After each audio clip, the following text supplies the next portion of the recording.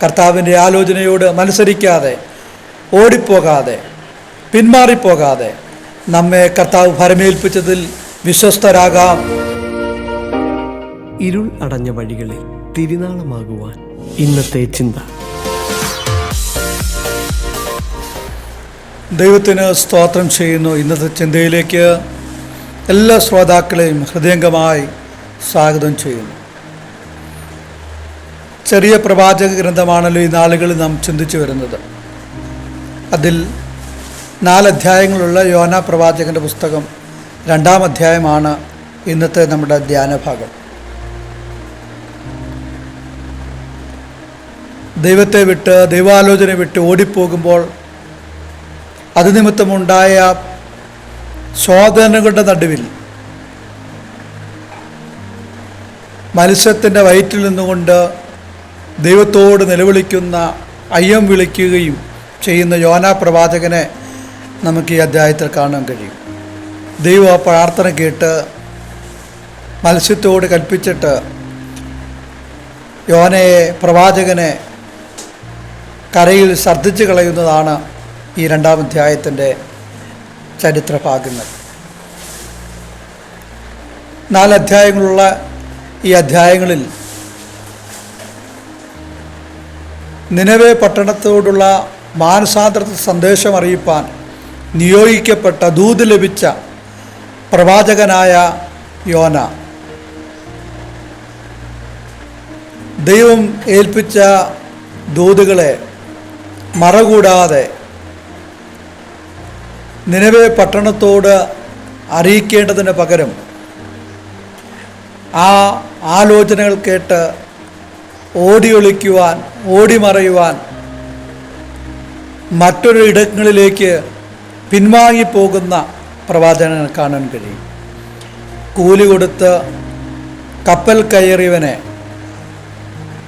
ദൈവം പെരുങ്കാറ്റിനാൽ സന്ദർശിക്കുന്ന അനുഭവമാണ് 1-ാം അധ്യായം. ദൈവം കൽപ്പിച്ചാൽ ജീവിത പടകിന് പെരുങ്കാറ്റടിക്കും. ദൈവം കൽപ്പിച്ചാൽ മത്സ്യം അതനുസരിക്കും. പ്രവാചകനെ വിഴുങ്ങുകയും ഛർദ്ദിക്കുകയും ചെയ്യും. ദൈവം കൽപ്പിച്ചപ്പോൾ ആവണക്ക് സൃഷ്ടിക്കപ്പെട്ടു. ദൈവം കൽപ്പിച്ചപ്പോൾ അതൊരു പുഴു അതിനെ കുത്തിക്കളഞ്ഞു. ദൈവത്തിൻ്റെ കൽപ്പനയെ പ്രപഞ്ചവും പ്രകൃതിയും സമുദ്രത്തിലെ മത്സ്യങ്ങളും വൃക്ഷവും പുഴുക്കളും കൃമികളും അനുസരിക്കുമ്പോൾ ദൈവശബ്ദം കേട്ട പ്രവാചകൻ അതിനെ പാലിക്കുവാൻ കഴിയാതെ ഓടി ഒളിക്കുന്നതായിട്ട് കാണുന്നു.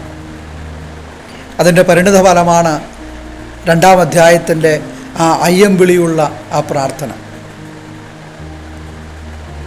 ജീവിതത്തിൽ ദൈവം പറയുന്നതിനെ അനുസരിക്കുന്നവർക്ക് നല്ലൊരു ശുഭഭാവി കർത്താവ് നമുക്ക് വേണ്ടി ഒരുക്കും. ദൈവം നമ്മെ ഏൽപ്പിക്കുന്ന സന്ദേശം അത് ദേശത്തോടോ രാഷ്ട്രത്തോടെ ആകാം, അതൊരു കുടുംബത്തോടാകാം, അതൊരു വ്യക്തികളോടാകാം. ദൈവം പറയുന്നതിനെ മുഖം നോക്കാതെ പ്രസ്താവിപ്പാൻ നാം പ്രാപ്തരാകണം. അതിൽ വെള്ളം ചേർക്കാതെ പറയുവാൻ നമ്മെക്കൊണ്ട് കഴിയണം. എന്നാൽ യോന ദൈവത്തിൻ്റെ ആലോചനയെ ശിരസാ വഹിക്കാൻ കഴിയാതെ പോയതുകൊണ്ട് അവൻ്റെ ജീവിതത്തിൽ പ്രാണന് സംഭവിച്ച ആ മരണത്തോളമായിപ്പോയ സന്ദർഭങ്ങളാണ് നമുക്ക് ഈ അധ്യായങ്ങൾ കാണാൻ കഴിയുന്നത്. നമ്മുടെ ജീവിതയാത്രയിൽ ദൈവം നമ്മെ ഏൽപ്പിച്ച രക്ഷയുടെ ദൂതിനെ, സന്ദേശത്തെ, മാനസാന്തരത്തിൻ്റെ ദൂതിനെ നമ്മെ കൈമാറുവാൻ സർവശക്തൻ നമ്മെ സഹായിക്കട്ടെ. കർത്താവിൻ്റെ ആലോചനയോട് മത്സരിക്കാതെ, ഓടിപ്പോകാതെ, പിന്മാറിപ്പോകാതെ നമ്മെ കർത്താവ് ഭരമേൽപ്പിച്ചതിൽ വിശ്വസ്തരാകാം. അതിനായി നമ്മെ കർത്താവ് ബലപ്പെടുത്തട്ടെ, ശക്തീകരിക്കട്ടെ എന്ന് പ്രസ്താവിച്ചുകൊണ്ട് എൻ്റെ വാക്കുകൾക്ക് ഞാൻ വിരാമം കുറിക്കുന്നു.